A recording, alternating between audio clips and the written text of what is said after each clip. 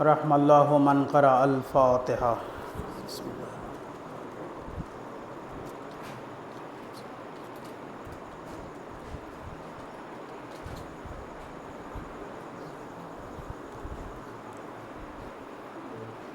अऊज़ु बिल्लाहि मिनश शैतानिर रजीम। बिस्मिल्लाहिर रहमानिर रहीम। अल्हम्दुलिल्लाहि रब्बिल आलमीन वस्सलातु वस्सलामु अला अशरफिल अंबियाइ वल मुरसलीन व ख़ातमुन नबिय्यीन सय्यदना व मौलाना जद्दिल हसन वल हुसैन अल मक्की अल मदनी अल हाशिमी अल क़रशी अल अब्तही अबिल क़ासिम मुहम्मद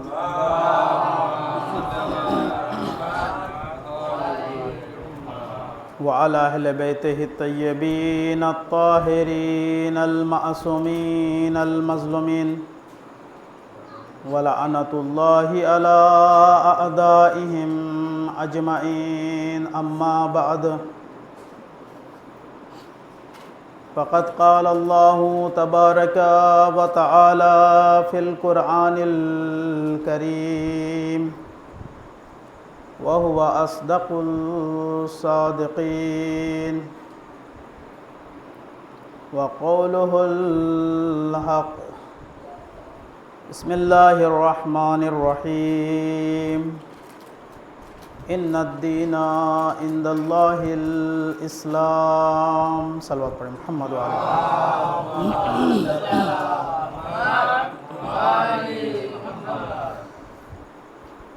আলহামদুলিল্লাহ,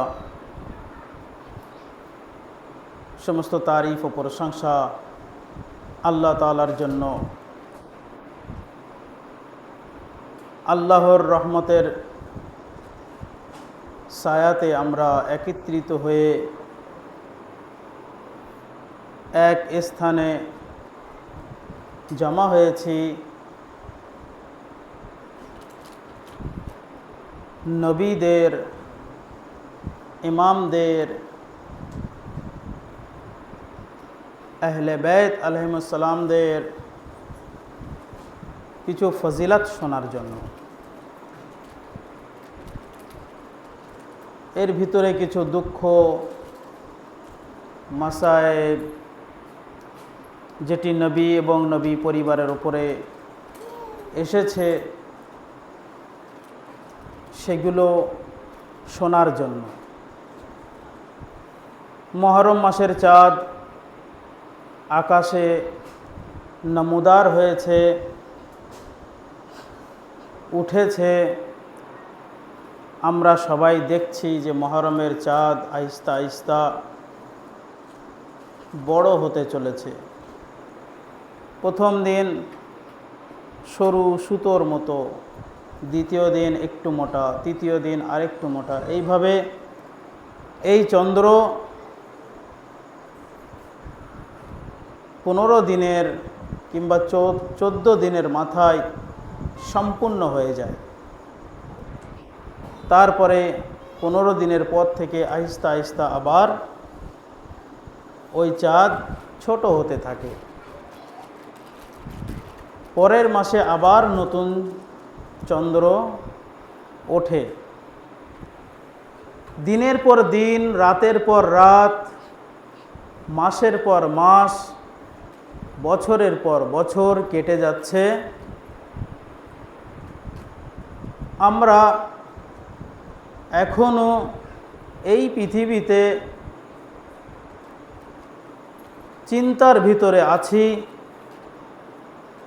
যে কোন রাস্তা সঠিক, কোন রাস্তা বেঠিক,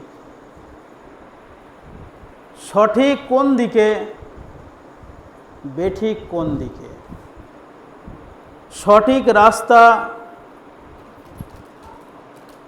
কোথায় আছে, বেঠিক রাস্তা কোথায় আছে, যেটাকে এক কথায় বলা যায় যে নূর কোন দিকে আছে আর অন্ধকার কোন দিকে আছে, আলো কোন দিকে আছে আর রাত কোন দিকে আছে, দিন কোন দিকে আছে, রাত কোন দিকে আছে। এখনো পর্যন্ত আমরা সেই চিন্তার ভিতরে আছি। বছরের পর বছর, কারোর 10 বছর, 15 বছর, 20 বছর, 30 বছর, 40, 50, 60, 70, 80, 90, এখন তো সেঞ্চুরি একজন মানুষের ক্ষেত্রে হয়তো আর হয় না যে সে 100 বছর পার করবে, কিন্তু তার রূহ যদি আলমে আরওয়াহতে, মানে আল্লাহ পাক যখন রূহকে তৈরি করেছিলেন আরশে মুআল্লায়, তার রূহ যদি সঠিক রাস্তাকে সেখানে বেছে নিয়ে থাকে, তাহলে অবশ্যই অবশ্যই এই পৃথিবীতে, এই দুনিয়াতে শেষ সময়, চাই সে 70 বছর হোক ইয়া 80 বছর ইয়া 90 বছর, সে সঠিক রাস্তাকে বেছে নিয়ে তারপরে এই দুনিয়া থেকে সে যাবে, তারপরে এই দুনিয়া থেকে যাবে। আল্লাহ পাক প্রত্যেক মানুষকে ফিতরাতে ইসলামের ওপরে সৃষ্টি করে থাকে, ইসলামের ওপরে। আমার মৌজ আছে যে আল্লাহর নিকট যে দিন, সে হলো দিন, দিনে ইসলাম, এটি আল্লাহর নিকট পছন্দ। তো আল্লাহ পাক প্রত্যেক মানুষকে ফিতরাতে ইসলাম, মানে মুসলমান যেটাকে ইসলাম, ইসলামের ওপরে আল্লাহ পাক সৃষ্টি করে থাকে। এবং যে ব্যক্তিকে সৃষ্টি করেছে কিয়া যে মানুষকে সৃষ্টি করেছে, তার বাপ মা তাকে সেই রূপ বানিয়ে দেয় যে যার বাপ মা যে ধর্মে থাকে। এর আরবি হলো কুল্লু মৌলুদিন ইউলাদু আলাল ফিতরাতিল ইসলাম।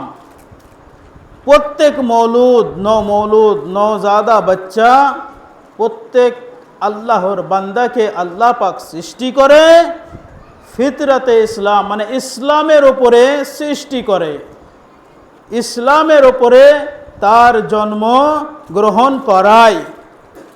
পরে সেই বাচ্চা তার বাপ মাকে স্মরণ করে সে ধর্মকে গ্রহণ করে নেয়। খুব মন দিয়ে শুনবেন, সে ধর্মকে সে গ্রহণ করে নেয়।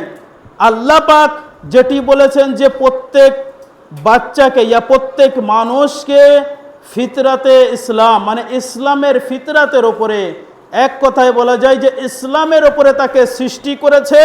তার বাপ মা যে ধর্মে আছে সে ধর্মই তাকে বানিয়ে নেয়, কিন্তু সে যদি সঠিক ইসলামকে গ্রহণ করে এই পৃথিবী থেকে যায়, তাহলে অবশ্যই অবশ্যই সে নাজাত ইয়াফতা হবে, সে নাজাত পেয়ে যাবে।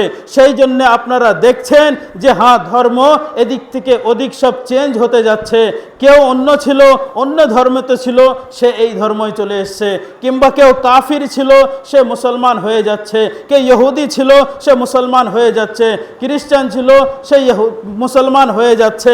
এবং পরবর্তী এইরূপভাবে আস্তে আস্তে সে তার ধর্ম পরিবর্তন করছে। কেননা আল্লাহ পাক তাকে বিবেক দিয়েছে, আল্লাহ পাক তাকে আকল দিয়েছে, আল্লাহ পাক তাকে সৃষ্টি করেছে, সৃষ্টি করার পরে তাকে বুদ্ধি দিয়েছে, ব্রেন দিয়েছে, যে সে সত্য আর মিথ্যাকে যাচাই করুক, সে হক আর বাতিলকে বুঝে নিক। হক আর বাতিলকে যখন সে বুঝবে, তখন অবশ্যই অবশ্যই সে সঠিক ইসলামকে গ্রহণ করবে। তাহলে এখানে আমি একটি কথা আপনাদেরকে এখানে আপনাদেরকে একটি মেসেজ দিয়ে যায়, একটি কথা বলে যায়। এই কথাটি খুব মন দিয়ে শুনবেন যে আজ মুসলমানের ভিতরে এটি সব জায়গায় চলে যে জনাবে আবু তালিব কাফির ছিলেন, জনাবে আবু তালিব কাফির ছিলেন, এটা নাউজুবিল্লাহ, এটা কিছু মুসলমান বলে। কেননা তাদের শত্রু আলীর সাথে আছে।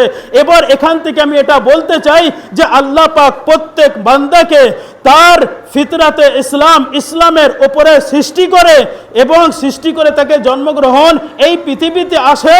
তার বাপ মা তাকে সে তার ধর্মেই নিয়ে যায়, তার ধর্মে তাকে সেই বাচ্চাকে বলে যে হ্যাঁ এই ধর্মকে গ্রহণ করো। তাহলে এবার এখান থেকে আমরা বুঝতে পাচ্ছি যে প্রত্যেক বাচ্চা এই ইসলামের উপরে আসে, মানে ইসলামের উপরে মুসলমান হয়ে আসে, এবং তার বাপ মা তাকে সেই ধর্মই পরিণত করে দেয়। তাহলে এবার এখান থেকে বলি যে ইতিহাসে যেটা তারিখে লেখা আছে, ইতিহাসের পাতায় যেটা লেখা আছে যে হ্যাঁ সেই মক্কার বুকে আমারও আপনার দয়ার নবী জন্মগ্রহণ করেছেন, এবং তার পিতা তার পূর্বে এই দুনিয়া থেকে চলে গিয়েছেন। যেটা ইতিহাসের ভেতরে পাওয়া যায় যে জনাবে আব্দুল মুত্তালিবের কোলে লালন পালন হওয়ার পরে জনাবে আবু তালিবের কোলে তিনি লালন পালন হয়েছে। তাহলে যদি জনাবে আবু তালিব কাফির হতেন ইয়া কাফির ছিলেন, যেটি মূর্খ মুসলমানরা বলে থাকে, তারা জিন্দেগিতে কোনো শিক্ষা তাদের ভেতরে নেই। যে মৌলভী মাওলানারা বলে যে জনাবে আবু তালিব কাফির ছিলেন, তাহলে এখান থেকে আমি বুঝতে পারছি যে জনাবে আবু তালিব আমার আপনার দয়ার নবীকে লালন পালন করে বড় করেছে। তাহলে এক নবীকে লালন পালন করে বড় করেছে। যদি জনাবে আবু তালিব কাফির হতেন তাহলে আমার দয়ার নবীকে কাফির বানাতেন। এখান থেকে প্রমাণ হয় যে আমার দয়ার নবী কাফির নয়, জনাবে আবু তালিবের কোলে লালন পালন হয়ে বড় হয়ে নবীদের সরদার হয়েছে। এখান থেকে প্রমাণ পায় জনাবে আবু তালিব পাক্কা মুমিন ছিলেন। সাল্লাল্লাহু আলাইহি মুহাম্মদ।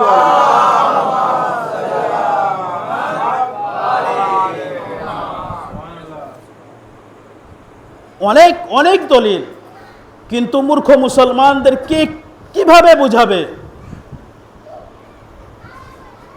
প্রত্যেক বাচ্চা ইসলামের উপরে আসে,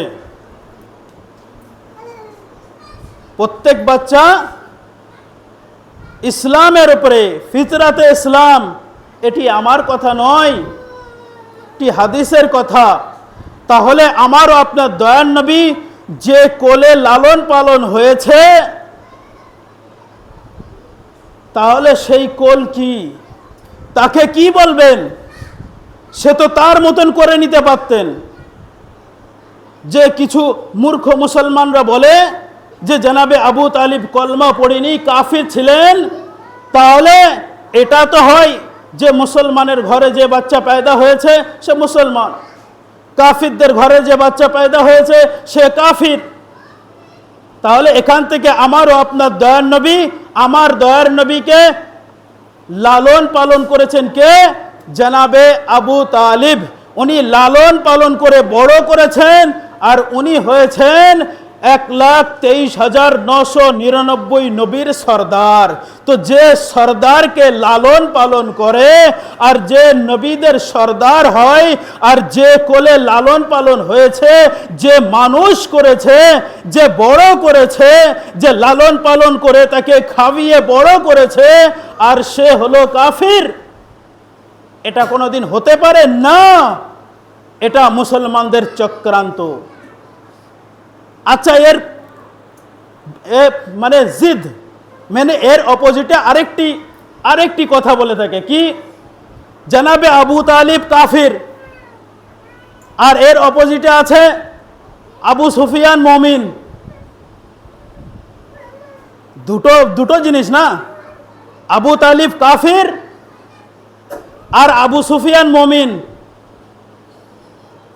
আবু তালিব আমার আপনার দয়ার নবীকে লালন পালন করে বড় করেছেন, নবীদের সর্দার হয়েছেন, যার কলমা প্রত্যেক মুসলমানের মুখে, যে লালন পালন করেছে সে কাফির, আর যে যুদ্ধ করেছে নবীর সাথে সে মুমিন।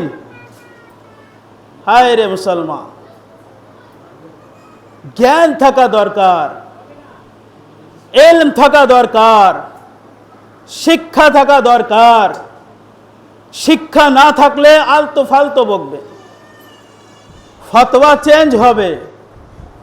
কিন্তু এইটুকু বলে রাখি যে আলীওয়ালাদের ফতোয়া একই থাকে, কোনো সংকটে চেঞ্জ হয় না, কোনো রাজনীতিতেও চেঞ্জ হয় না, কোনো মুসিবতের জায়গায় গিয়েও চেঞ্জ হয় না, আলাদা হয় না। যা ফতোয়া ছিল সেটাই থাকবে, চাই গলা দিয়ে দেবে কিন্তু ফতোয়া সেই রূপ থাকবে। তাহলে এর অপোজিটে জনাবে আবু তালিব কাফির আর আবু সুফিয়ান মুমিন। তাহলে আমি এখানে এটাই দোয়া করি, বাবা যারা কাফির তারা কাফিরদের সাথে থাক, যারা মুমিন তারা মুমিনদের সাথে থাক। মানে কি, যারা আবু তালিবের সাথে আছে তারা আবু তালিবের সাথে রোজে মাহশার জান্নাতে নিয়ে যাক, আর যারা আবু সুফিয়ানকে স্বীকার করেছে মুমিন, তো তারা আবু সুফিয়ানের সাথে যেখানে যাওয়ার ইচ্ছা সেখানে চলে যাক। সাল্লাল্লাহু পড়ে মুহাম্মদ ওয়া আলে মুহাম্মদ।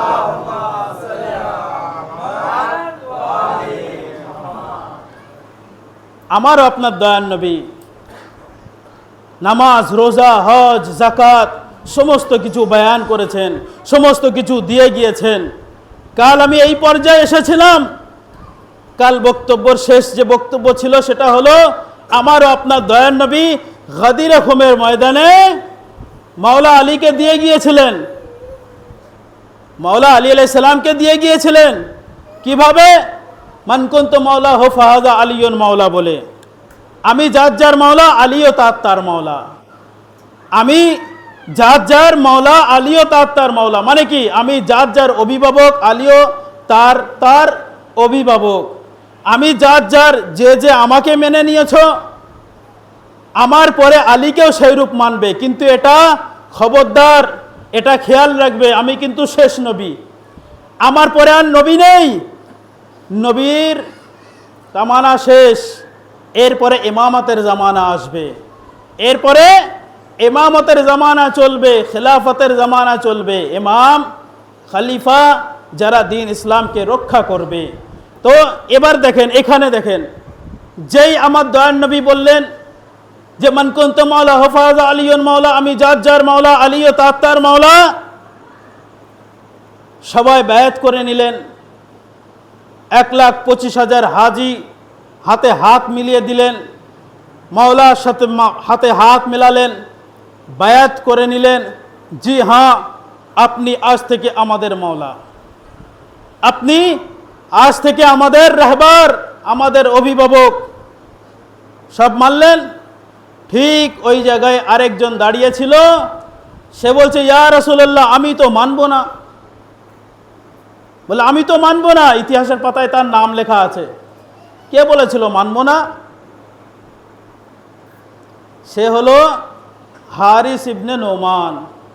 হারিস, আপনারা যেটা ভাবছেন যে তারা মানেনি, তারা মেনেছে, সেই সময় মেনেছে, কিন্তু পরে গিয়ে পাল্টি খেয়েছে, সেটা পরের কথা।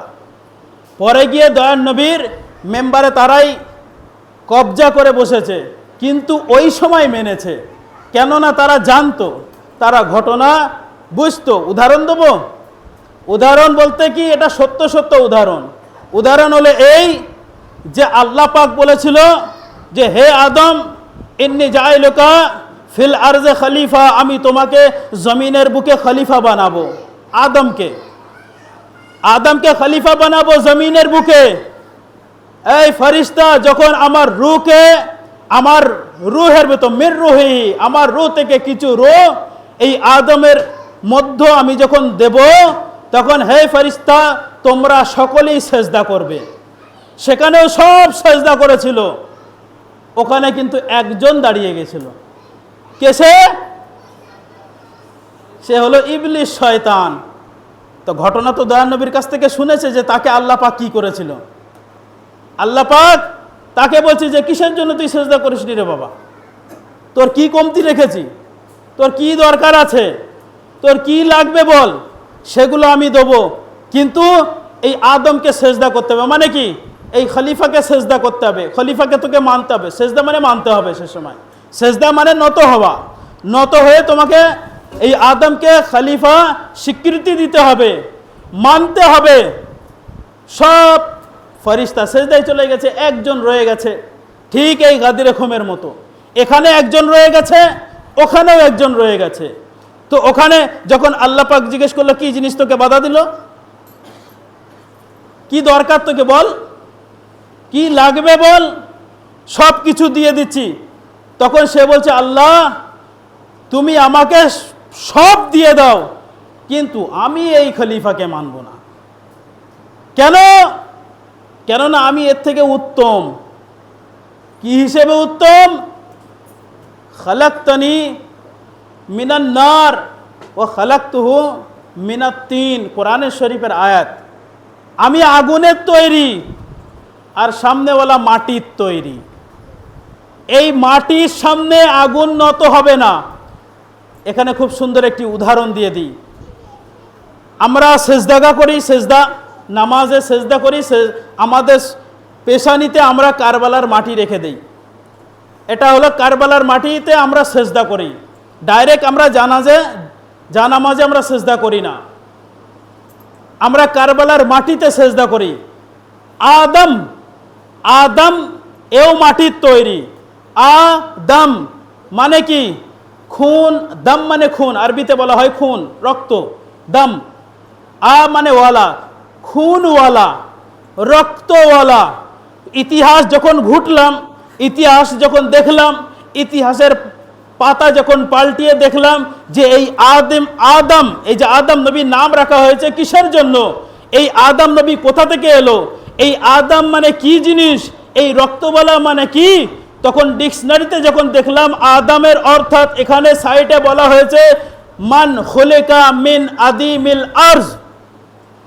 কি লেখা আছে? মান খুলিকা, যাকে সৃষ্টি করা হয়েছে, মিন আদিমিল আরজ, ওই মাটি থেকে, ওই জমিন থেকে, যে জমিন আগামীতে রক্তই রক্তিত হবে। আদমের মানে ডিকশনারিতে দেখে নেবেন, যারা আরবি জানেন বুঝবেন, ডিকশনারি খুলবেন, ওখানে বুঝতে পারবেন। আদম দমওয়ালা, খুনওয়ালা মানে কি?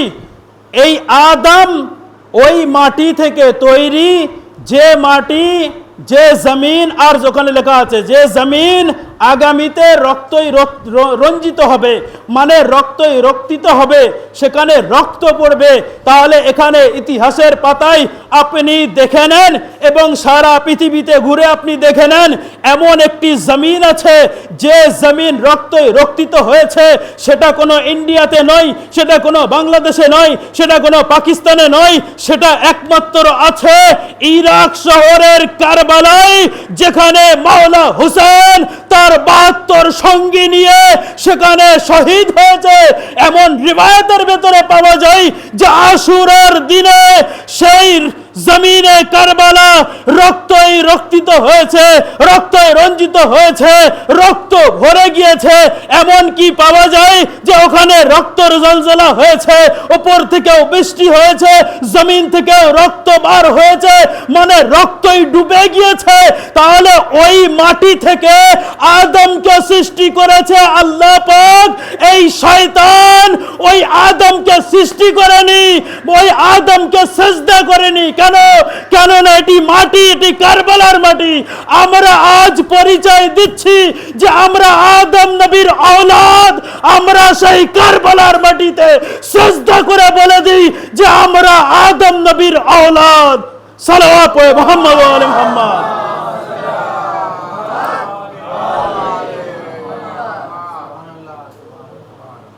মান খুলিকা মিন আদিমিল আরজ, ওই আদমকে ওই মাটি থেকে সৃষ্টি করা হয়েছে, যে মাটি রক্তে ভরে যাবে। তাহলে সব ফেরেশতা এসছে, মিকাইল এসছে, ইসরাফিল এসছে, সব আসছে, মাটি নিতে যাচ্ছে, পাচ্ছে না। আজরাইল আসলেন, আজরাইল এসে মাটি তুলে নিয়ে গেলেন। সবার অন্তরে মহব্বত, মাটি বলছে আমাকে নিয়ে যাস না। এইভাবে আস্তে আস্তে একের পর এক যখন ফেরেশতা যেতে লাগলেন, আজরাইল আসলো, মাটি তুলে নিয়ে চলে গেলেন। ওই আজরাইল সকলের কাছে আসবে। তার নাম হলো মালিকুল মউত। এই মালিকুল মউত জানকে কবুজ করে, কোনো দয়া মায়া নেই, সেকেন্ডের ভিতরে এদিক ওদিক এদিক ওদিক চলে যায়। যেখান যার আদেশ, আল্লাহ পাক আদেশ, সাথে সাথে জান কবজ, একদম রেহাই নেই। সুলাইমান নবী যার নজর ছিল অনেক লম্বা, মানে যার হাওয়ার ওপরে হুকুম, জিনদের ওপরে হুকুম, মানুষদের ওপরে হুকুম করতেন, সব ভয়ে সব কাজ করছেন, মানে মেহেল তৈরি করছিলেন, একটা খুব সুন্দর বড় মেহেল। দেখবে যে যেটাকে এক কথায় বলা যায় যে পৃথিবীতে সে জান্নাত তৈরি করতে যাচ্ছিলেন। জান্নাত বলে আমি জান্নাত তৈরি করব, জান্নাত বানাবো, জান্নাত আমি এখানেই তৈরি করে যাব।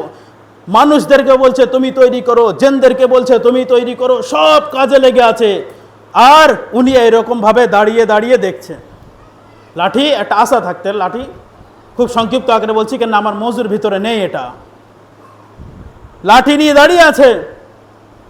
লাঠি নিয়ে দাঁড়িয়ে যখন কাজ সম্পূর্ণ হয়ে যাবে, বাস সম্পূর্ণ হবে, তারপরে প্রবেশ করবেন, এমন সময় জনাবে সুলাইমান নবী লাঠি নিয়ে দাঁড়িয়ে আছে, এরকমভাবে দেখছে, দেখছে পা বাড়াবে, মালিকুল মউত এসে হাজির। কি ব্যাপার, এখনই চলে এলে, ঢুকতে তো দাও, দেখি তো কেমন বানিয়েছে।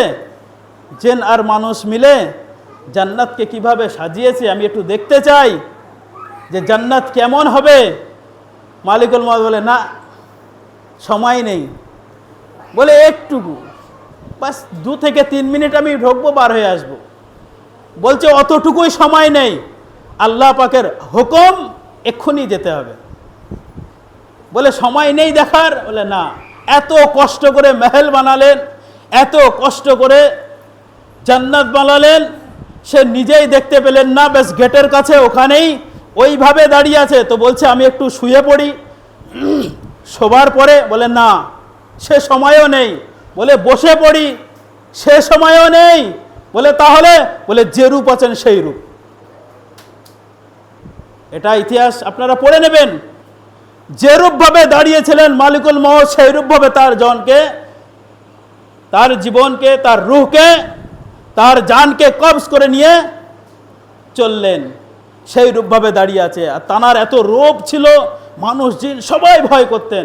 তারা কাজই করে যাচ্ছে, বলে মালিক দেখছে। দেখে না, অনেকজনা যখন রাজমিস্ত্রি কাজ করে, আর যদি বাড়ির মালিক যদি সামনে দাঁড়িয়ে থাকে, বলে এই ভাই বসিস না, মালিক দাঁড়িয়ে আছে, যাক তারপরে একটু বসে নেই। ও ঠিক ওখানে ওই রূপ, জিন মানুষ সব মিলে কাজ করছে, সে সেইভাবে দাঁড়িয়ে আছে। কাজ, দিন রাত কাজই কাজ, কেন দেখছে সব ভয়ে কাজই করে যাচ্ছে। আল্লাহ পাক বললেন যে এই মানুষ এইভাবেই কাজ করবে যদি সুলাইমান নবী এইভাবে দাঁড়িয়ে থাকে। কি করলেন? উই পোকা জানেন? উই পোকা কি বলে এখানে? উই পোকাই বলে তো, ওই যেটা কাঠ খায়, আমাদের 24 পরগনাতে উই পোকা বলে। উই পোকাকে হুকুম দিল, যাও সুলাইমান নবীর ওই লাঠিকে খেয়ে নাও। আল্লাহর আদেশে সেই লাঠিতে ওই পোকা ধরলেন। ওই পোকা ধরে টুকরে টুকরে টুকরে টুকরে যখন খেয়ে দেখে, মানে যখন নিচের দিকে খাওয়া হয়ে যায় তখন তো পড়ে যাবে, যেই পুরো খাওয়া হয়ে গেছে সেই লাঠিটা পড়ে গেছে, তখন মানুষ বুঝতে পারছে যে সুলাইমান নবী তো আউট অফ সার্ভিস, মানে দুনিয়া থেকে তো চলে গেছে, এ তো নেই, সব ঝুপঝাপ করে কাজ সব বন্ধ। তাহলে যেটা আমি বলতে চেয়েছিলাম সেটা হলো এই যে এই মালিকুল মউত কাউকে সেকেন্ডের জন্য রেহাই দেবে না। এখনো সময় আছে, সঠিক রাস্তাকে বেছে নাও জান্নাতে যাওয়ার পূর্বে। কেননা একবার যদি কিয়ামত এসে যায় তখন কিন্তু আর সময় হবে না যে কোনটা হক ছিল আর কোনটা বাতিল ছিল। এখান থেকে আমি এইরূপভাবে বলতে পারি, আমার দয়ার নবীর হাদিস অনুযায়ী আমার দয়ার নবী বলছেন যে আলিয়ুন মাআল হক ওয়াল হক মাল আলী, হক আলীর সাথে আর আলী হকের সাথে আছে। তার মানে যদি তোমরা হককে চিনতে চাও, আলীরকে মেনে নাও, আলীর দরবারে চলে এসো, আলীর ফজিলতকে মেনে নাও, আলীকে স্মরণ করে নাও। সাল্লাল্লাহু আলাইহি মুহাম্মদ।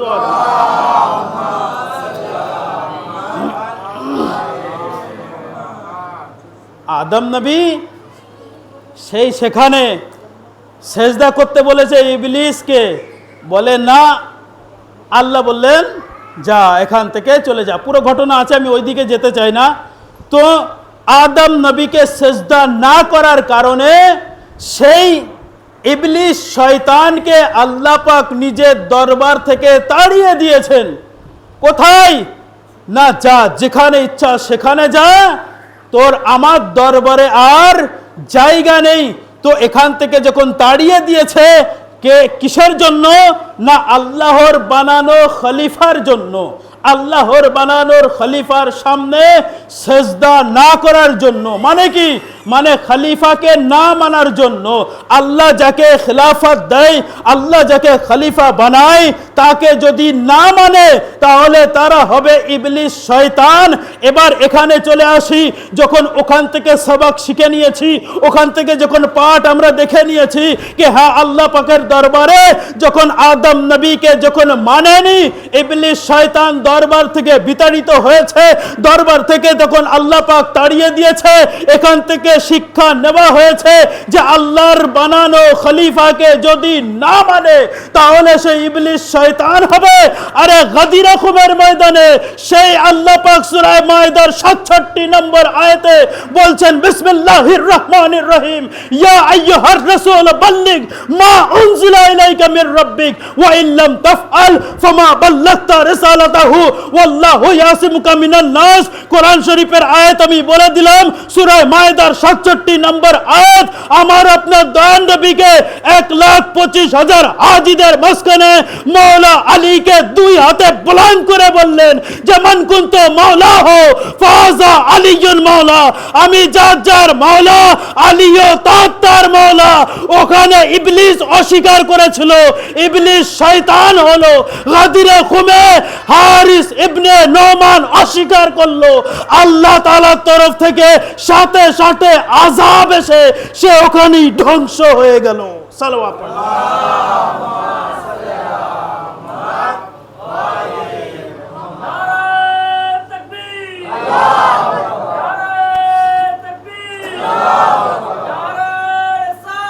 ইয়া রাসূলুল্লাহ, ইয়া রাসূলুল্লাহ।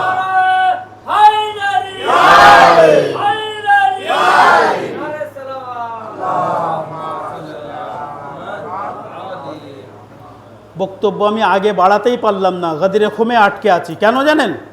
এইটা হলো ভাইটাল পয়েন্ট। এই জায়গাটা যদি আমরা সকলেই বুঝতে পারি, মুসলমানের ভিতরে আর বিভেদ থাকবে না। এই জায়গাটাই মেন পয়েন্ট, যে আজ আমরা সমস্ত মাযহাবে ভাগ হয়ে গেছি। কেউ মুহররমের সময় কালো কাপড় পরে ঘুরছে, কেউ মুহররমের সময় লাল কাপড় পরে ঘুরছে।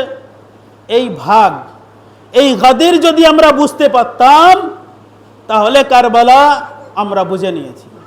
গাদিরকে বুঝেনি বলে আজ এত বাধা আসছে আমাদের সামনে। এই জায়গাটা ভাইটাল পয়েন্ট। এই জায়গায় যে রসুল খোদা নিজের পরে কাকে দিয়ে গিয়েছেন, রসুল খোদা নিজের পরে কাকে মানতে বলেছেন, মুসলিম শরীফের হাদিস, কোরআন শরীফের আয়াত, সমস্ত এক জায়গায় কোরআন শরীফের সূরা মায়দা 67 নম্বর আয়াত, মুসলিম শরীফের হাদিসে মান কুনতু মাওলা হু ফাজা আলীউন মাওলা। এই মাওলা মানে কি? মাওলা মানে কি? মাওলা মানে কি? মাওলা মানে অভিভাবক, মাওলা মানে রাহবার, মাওলা মানে ইমাম, মাওলা মানে খলিফা। অনেকেই এখানে মেনেছে, বলছে হ্যাঁ ভাই আমরা মানবো, মান কুনতু মাওলা ফাজা আলীউন মাওলা, এটা আমরা মেনে নেব। কিন্তু মাওলার মানে এখানে খলিফা না, এখানে রাহবার না, এখানে ইমাম নয়, এখানে অভিভাবক নয়। তাহলে কি বলছে? না, মাওলা মানে এখানে বন্ধু, দোস্ত। অনেকেই মানছে, আবার অনেকেই তো অস্বীকার করছে। অনেকেই মেনে নিয়েছে কিন্তু বলছে না, এটা মাওলা মানে বন্ধু। এখানে দয়ার নবী বন্ধু বলেছেন আলীকে। তাহলে যদি আলীকে বন্ধু বলে তাহলে এর পূর্বে তো আবার যেতে হবে। পূর্বে মানে কি? মান কুনতু মাওলা হো, দয়ার নবী বলছেন যারা যারা আমাকে মাওলা বলবে। মানে কি? তাহলে এখানেও মাওলাও বন্ধু, ফাহাজা আলীউন মাওলা, মানে দু জায়গায় এই শব্দটি এসছে। মানকুন্ত মাওলা এক জায়গায়, মানকুন্ত মাওলা, মাঝখানে আছে ফাহাজা, ফাহাজা আলী ওন মাওলা। মানকুন্ত খুব সুন্দরভাবে বুঝতে হবে, এখানে বুঝলে আরামসে আমি মেহনত আমার তামাম।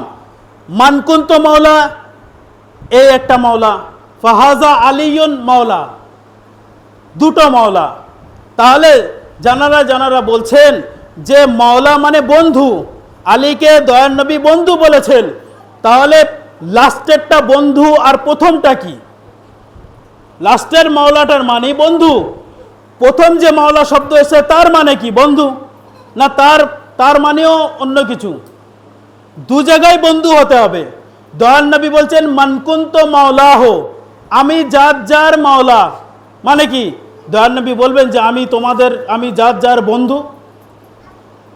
আল্লাহ পাকের ওদিকে আছে যে দয়ার নবী কিছুই নয়, যদি থাকে তাহলে সে একমাত্র আল্লাহর রসুল। সে শুধু রসুল, আল্লাহর তরফ থেকে পাঠানো, এটা কোরআন শরীফের আয়াতে বারবার করে বলেছে। তাহলে এখানে দয়ার নবী কি ওই 1,25,000 হাজিদের সামনে এই মাওলা শব্দের মানে কি যদি বন্ধু করা হয়, তার মানে এই যে দয়ার নবী বলছেন, যার বাংলা হলো আমি যার বন্ধু, আলীও তার বন্ধু। তার মানে আগে নবীকে বন্ধু বলতে হবে, তারপরে আলীকে বন্ধু বলতে হবে। খুব খুব সুন্দর এই জায়গাটায় পয়েন্টে নিয়ে আসছি। যার নবী বন্ধু, তার আলীও বন্ধু। আমরা ওই দিকে যাই না যে আমাদের অত হিম্মত নেই, আমাদের অত ঈমানও নেই যে আমরা দয়ার নবীকে বন্ধু বলবো না।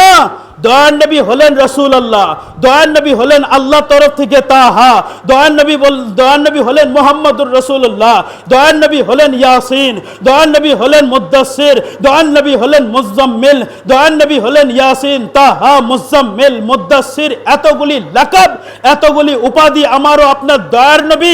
আমার দয়ার নবী হলেন খাতেমুল আম্বিয়া।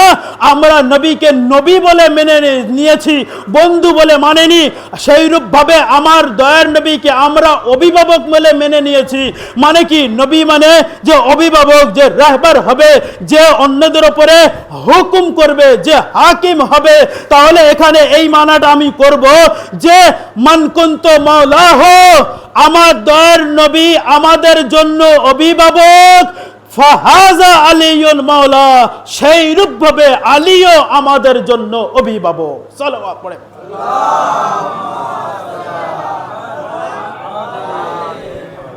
ক্লিয়ার হয়ে গেছে? 1,25,000 হাজিদের সামনে আমার দয়ার নবী মাওলা আলী আলাইহিস সালামকে দিয়ে গেলেন। ওখানে সব বায়াত করলেন 3 দিন ধরে। বায়াত করার পরে মদিনায় আসলো, আসার পরে সব ভুলে গিয়েছে। বক্তব্য আমি লম্বা করতে চাবো না, ইনশাল্লাহ আস্তে আস্তে আমি শেষের দিকে নিয়ে যাচ্ছি। মদিনায় আসলেন, সব ভুলে গিয়েছেন। দয়ার নবীর শেষ সময়, দয়ার নবীর শেষ সময়, হাদিসে কিরতাস জানেন? দয়ার নবীর শেষ সময় দয়ার নবী বলছেন যে আমাকে কিছু কাগজ কলম দিয়ে যাও, আমাকে কিছু কাগজ কলম দাও, আমি তোমাদের জন্য এমন কিছু লিখে দিতে চাই যাতে আমার পরে তোমরা পথ ভ্রষ্ট হবে না। এটা হলো হাদিসে কিরতাস। কিরতাস মানে কাগজ, হাদিসে কিরতাস কাগজ কলম মানে দাওয়াত। সেই সময় কলম মানে দাওয়াত নিয়ে এসো, কাগজ ও দাওয়াত নিয়ে এসো, তোমাদের জন্য আমি লিখে দিয়ে যাই। এবার লিখে দিয়ে যেতে চাচ্ছেন যাতে মানুষ, যাতে দয়ার নবীর উম্মত পথ ভ্রষ্ট না হয়। তো ওই সময় ওইখানে অনেকজন ছিল, তার ভিতর থেকে একজন উঠে বসে বললেন যে হাসবুনা কিতাব আল্লাহ, আমাদের জন্য কোরআন যথেষ্ট, আপনার হাদিস আর দরকার নেই। সাল্লাল্লাহু আলাইহি মুহাম্মদ ওয়া আলি মুহাম্মদ।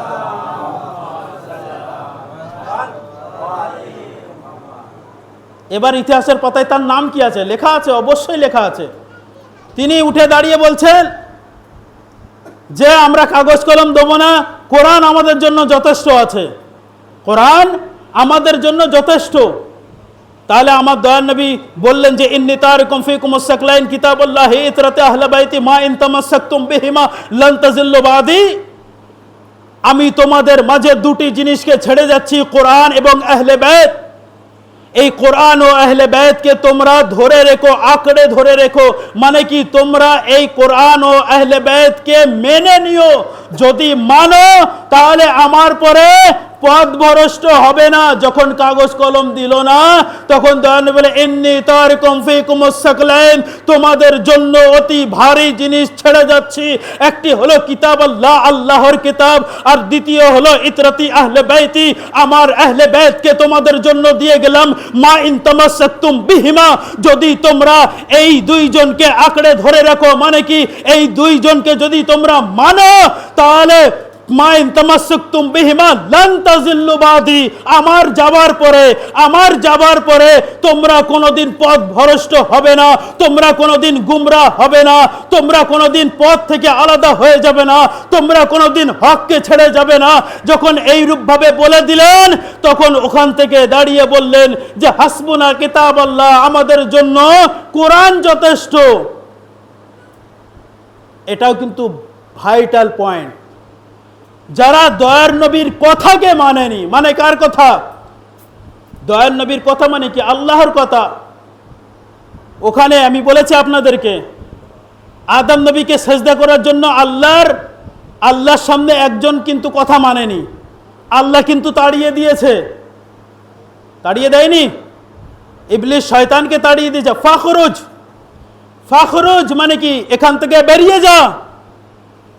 আমারও আপনার দয়ার নবীর উপরে কোরআন শরীফের আয়াতের স্টাম্প লেগে আছে, বিসমিল্লাহির রহমানির রহিম, ওয়ামা ইয়ানতিকু আনিল হাওয়া ইন হুয়া ইল্লা ওয়াহয়ুন ইউহা। আমার দয়ার নবী ওই সময় পর্যন্ত কথা বলে না যতক্ষণ না পর্যন্ত আল্লাহ তাআলার তরফ থেকে ওয়াহি না নাজিল হয়।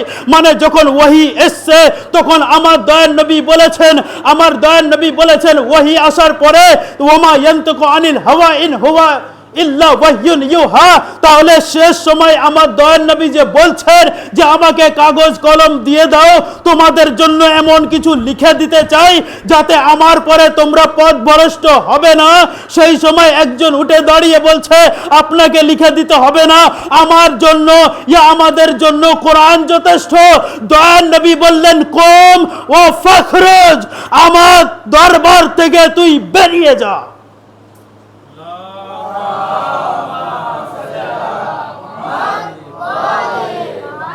যেমন আল্লাহ বলেছিলেন ফখরুজ, সেজদা করবি না, ফখরুজ বেরিয়ে যা, আমার কথা মানবি না, বেরিয়ে যা। ইলা ইয়াউমিল কিয়ামা, ইলা ইয়াউমিদ্দিন, কিয়ামত পর্যন্ত তোকে ছাড় দিলাম, যাও এখান থেকে বেরিয়ে যাও। ঠিক ওইরূপ ভাবে আমারও আপনার দয়ার নবী বলেছেন আমার কথা মানবি না, ফখরুজ আমার দরবার থেকে বেরিয়ে যা, আমার ঘর থেকে বেরিয়ে যা, তোর আমার দরকার নেই।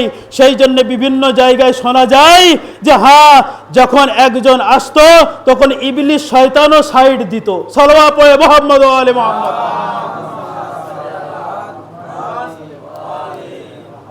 এগুলো আছে। ইবলিস শয়তানও ভয় পেত যে বাবা কে আসছে রে বাবা।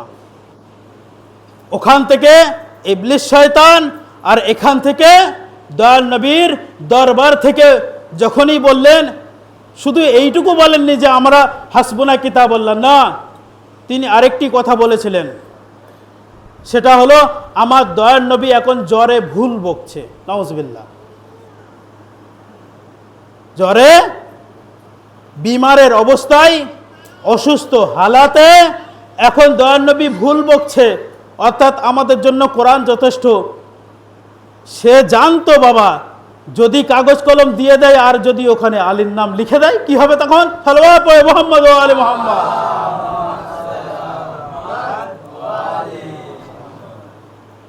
এই জায়গাগুলো ভাইটাল, আর কিছু নয়।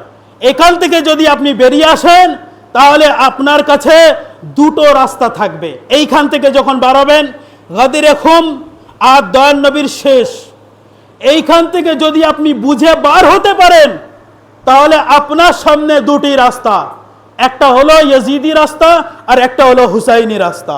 ক্লিয়ার? যদি এই জায়গা থেকে বার হন, আমি বারবার করে এই জায়গায় আমি বারবার করে বলছি বোঝার জন্য, এখানে বোঝার আছে, এখানে হক লুকিয়ে আছে, এখানে হক লুকিয়ে আছে। এই হককে বুঝতে হবে, এই হককে সামনে আনতে হবে। এই গাদিরে খুম আর দয়ার নবীর শেষ সময়, এই দুটো যদি বুঝতে পারেন, তারপরের স্টেপ হবে ইয়েজিদি আর হুসাইনি। ক্লিয়ার হয়ে গেছে তো রাস্তা। কেননা এই জায়গায় যারা যারা থেকে গিয়েছিলেন আর যাদেরকে আমার দয়ার নবী বলেছিলেন ফখরুজ মিন্নি, আমার নিকট থেকে তোরা বেরিয়ে যা, যারা যারা ওইখান থেকে সাথে সাথে বেরিয়ে গিয়েছিল, সেখান থেকে রাস্তা আলাদা হয়ে গিয়েছে আর ওখান থেকে হকের রাস্তা আলাদা হয়ে গিয়েছে। আজও পর্যন্ত সেই দুটি রাস্তা চলছে, একটা হলো হকের রাস্তা আর একটা হলো বাতিলের রাস্তা। সেই জন্য দয়ার নবী এই কাগজ কলম না দেওয়ার কারণে কয়েকটি হাদিস বলে গিয়েছিলেন, একটা হলো আমি কোরআনকে ছেড়ে যাচ্ছি আর দ্বিতীয় হলো আমার আহলে বাইতকে ছেড়ে যাচ্ছি। হে আমার উম্মতিরা, তোমরা যেন পথভ্রষ্ট হয়ে না, আর যদি পথভ্রষ্ট হয়ে যাও তাহলে তোমরা যখন বুঝতে পারবেন না যে কোনটা সঠিক রাস্তা কোনটা বাতিল রাস্তা, তাহলে দেখবে যে আদমের औलाद একদিকে যদি থাকে তাহলে সেই রাস্তাকে ত্যাগ করে দেবে, আলীর রাস্তাকে তোমরা ইখতিয়ার করে নেবে। কেননা আলীউল মাল হক ওয়াল হক মাল আলী, আলী হকের সাথে আছে আর হক আলীর সাথে আছে। যদি আদম থেকে নিয়ে শেষ পর্যন্ত সমস্ত আদমের औलादরা এক রাস্তায় চলে যায় আর আলী যদি অন্য রাস্তায় চলে যায়, তোমরা সেই রাস্তাকে ত্যাগ করে দেবে যাতে ভিড় আছে, আলীর রাস্তাকে তোমরা ইখতিয়ার করে নেবে। এটাই হলো জান্নাতে যাওয়ার রাস্তা।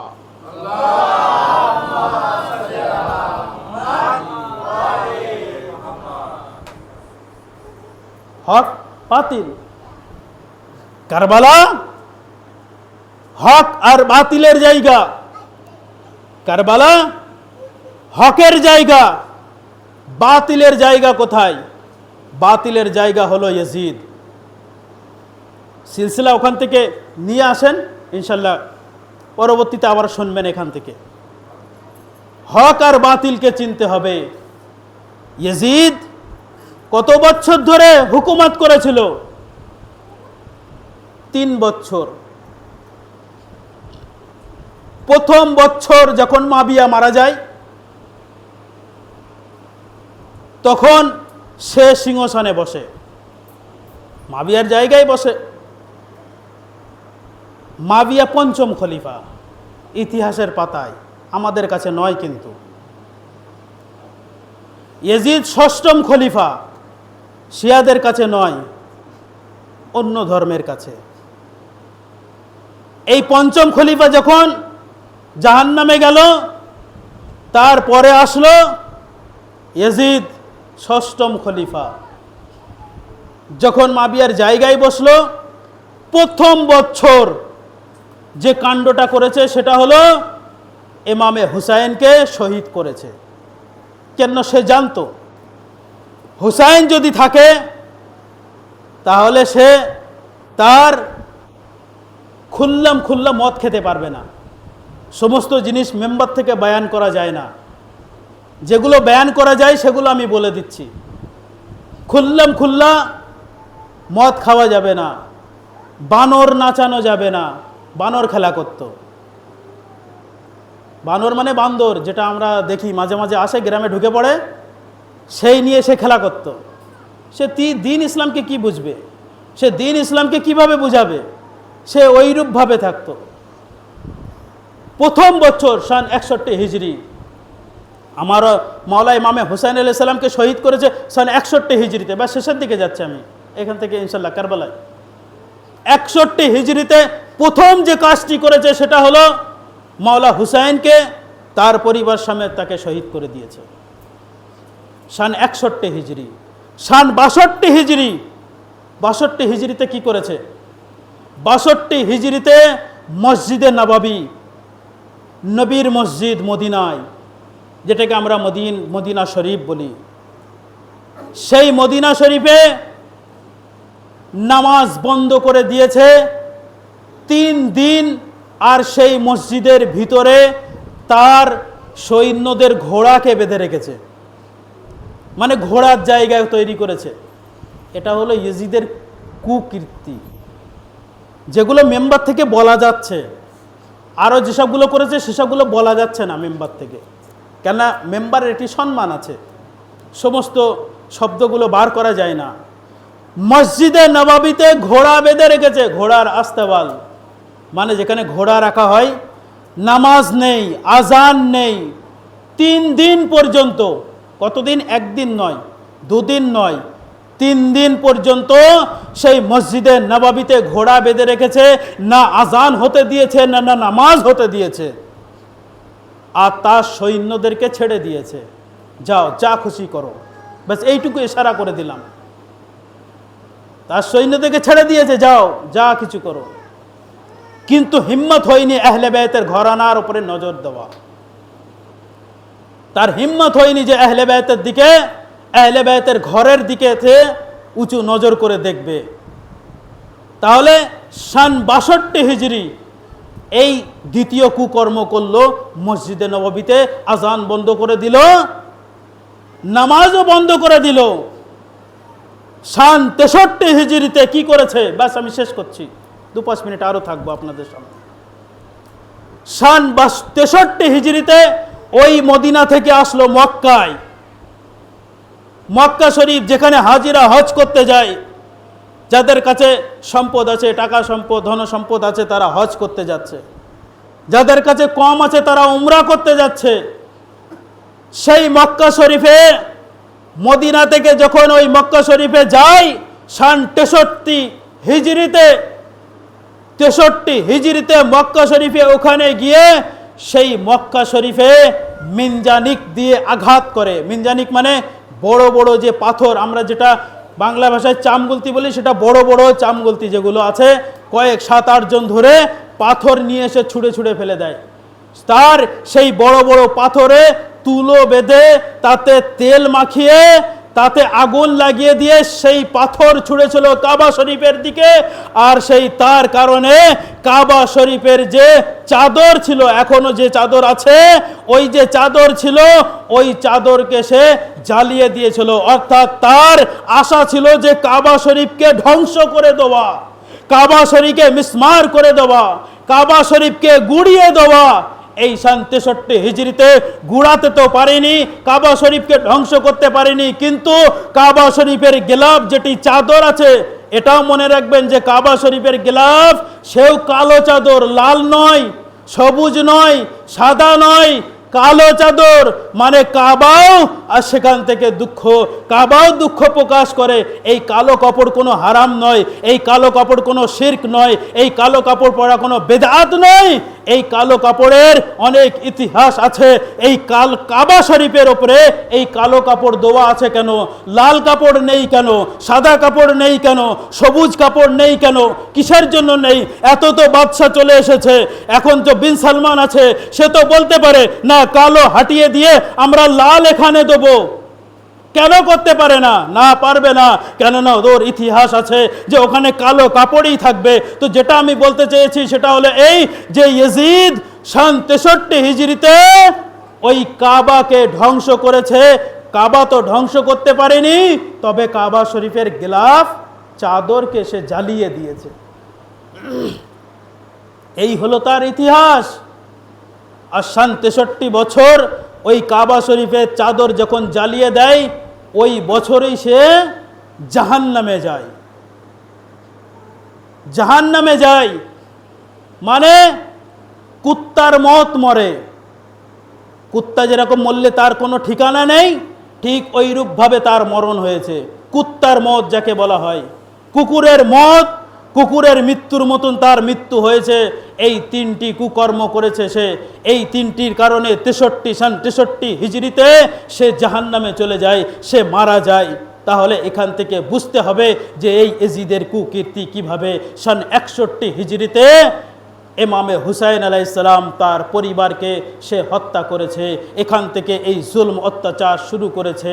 মদিনা শরীফকেও ছাড়েনি, কাবা শরীফকেও ছাড়েনি। কিন্তু আমরা মুসলমানরা একবার চিন্তা করি যে হ্যাঁ, সেই ইয়েজিদের সঙ্গেও মুসলমান ছিল, কিন্তু তাদেরকে মুসলমান বলবো না, কেননা তারা মুসলমান রূপে তারা মুসলমান রূপে, মানে তারা জামা পরেছিল মুসলমানের, কিন্তু তাদের অন্তরে ছিল কুফরিয়াত, তাদের অন্তরে ছিল কাফিরত, তাদের অন্তর এখনো মুসলমান হয়নি। তাদের মুখে শুধু কলমা লা ইলাহা ইল্লাল্লাহ আসছিল, কিন্তু অন্তর থেকে তাদের যে যাকে পূজা করত সেই পূজার দিকে ছিল তারা। তাহলে সেই ইমামে হুসাইন আলাইহিস সালাম, এখান থেকে আমি আবার ঘুরিয়ে চলে আসি কারবালায়, যে হ্যাঁ, রসুলে খোদার পরে এই দুটি রাস্তা আছে, একটা হলো জান্নাতি রাস্তা আর একটা হলো জাহান্নামী রাস্তা।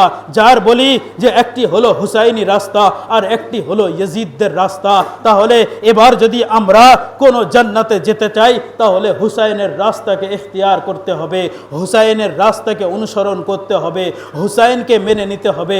হুসাইনকে যদি আমরা স্মরণ করি, তাহলে বুঝতে পারবো সঠিক দিন ইসলাম কোথায় আছে, সঠিক নামাজ কার কাছে আছে। কেননা ইয়েজিদও তো ওখানে নামাজ পড়েছিল, কারবালায় ইয়েজিদও নামাজ পড়েছিল, ইয়েজিদের ভিতরেও হাফিজে কোরআন ছিল, ইয়েজিদের লোকেরাও কোরআন শরীফ পড়তো, তারাও রোজা রাখতো, কিন্তু তারা নামাজ পড়ে, তারা রোজা রেখে, তারা হাফিজে কোরআন হয়ে সেই নবীর নাতি হুসাইনকে তারা শহীদ করে দিয়েছে। হুসাইনকে তারা 3 দিন ভুক ও পিপাসায় কারবালার ময়দানে শহীদ করেছে।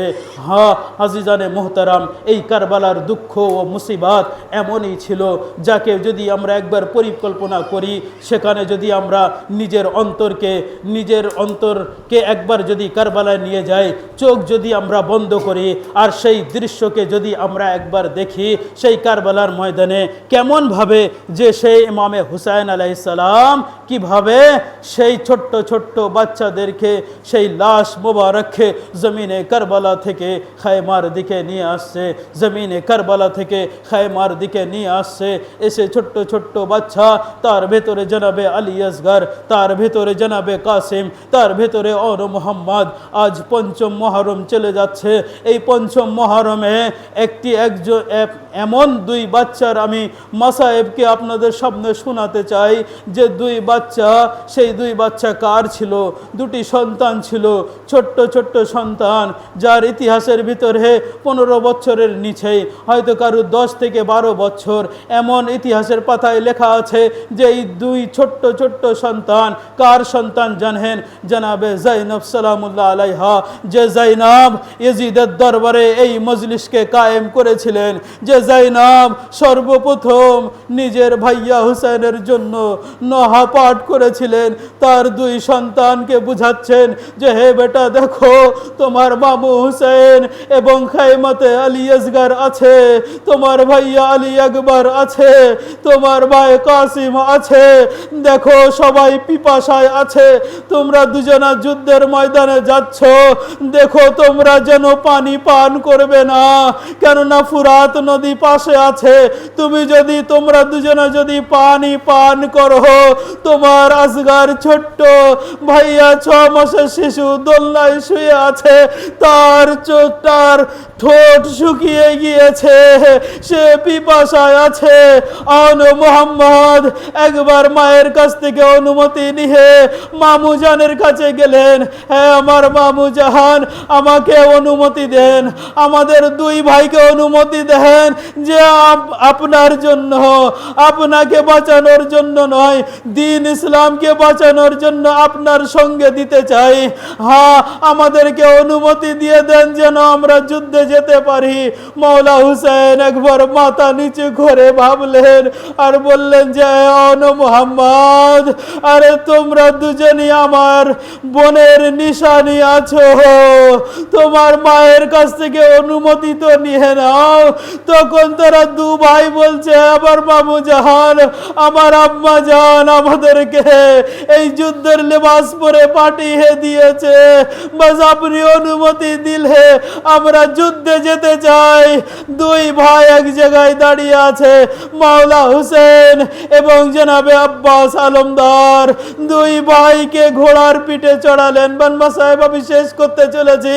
হ্যাঁ, এটা হলো হাশিমি শের, হাশিমি শের, হাশিমি জওয়ান, হাশিমে জওয়ানের থেকে এরা 2 ছোট্ট বাচ্চা, 2 ভাই একসাথে ময়দানে যাওয়ার সময় বললেন যে আমার ভাইয়া, আপনি ডান দিক থেকে হামলা করেন, আমি বাম দিক থেকে হামলা করব। এইভাবে ইয়েজিদি সৈন্যদেরকে হাত থেকে আমার মামু জানকে আমরা বাঁচিয়ে নেব। দুই ভাই ছোট্ট, আরে 3 দিন ভুক ও পিপাসায় লড়তে লাগলেন। লড়তে লড়তে ফুরাতের ধারে গেলেন। ফুরাতের ধারে যাওয়ার পরে যখন ফুরাতের পানির দিকে নজর পড়লেন, ছোট ভাই বলছে, ভাইয়া আরে আম্মা জানের কথাকে মনে করো, আম্মা জান আমাদেরকে ওসিয়াত করেছে পানি যেন খেও না, কেননা তোমার ছোট্ট ভাই আলী আসগর খায়বাতে পিপাসায় রয়ে গেছে। 3 দিন ভুক ও পিপাসায় লড়ছে লড়ছে, এমনকি উমারে সাদ সে দেখলো যে এটা হলো আলীর নাতি আছে, এদেরকে এক এক করে মারা যাবে না, বরং একসাথে তোমরা হামলা করো। যখন একসাথে হামলা করলো, আরে জনাবে মুহাম্মদ তার কার মাথায় তীর লেগেছে, কার মাথায় তলোয়ার লেগেছে। এইভাবে ঘোড়ার উপর থেকে যখন জমিনে আসছেন, তখন আস্তে আস্তে ছোট ভাইয়ের জান সেখান থেকে জান্নাতের দিকে প্রবাস করলেন। বড় ভাইয়ের জান বেঁচে আছে, একবার আওয়াজ দিলেন, এবার মামু জান আপনি কষ্ট করে আমাদের জন্য একটু সাহায্য করেন। দৌড়ে দৌড়ে আসলেন। মাওলা হুসেন দেখলেন মুহাম্মদ সে তার শেষ নিঃশ্বাস ত্যাগ করেছে। যার মাথাকে কোলে করে নিয়ে বলছেন, এবার মুহাম্মদ তোমরা আমার বোনের নিশানি, তোমরা আমাকে ছেড়ে চলে যাচ্ছ। আর একবার বললেন, এবার বাবু যান আমাদের লাশকে খায়বাই নিয়ে যাবেন না, আর আমার আম্মা জানকে বলবেন তোমার মুহাম্মদ ফুরাতের ধারে তো গিয়েছিল কিন্তু পানি পান করিনি। আলা লানাতুল্লাহি আলাল কওমিল কাফিরিন রদম বিকাদাহি তসলিমান লিআমরিহ মাতামে হুসैन।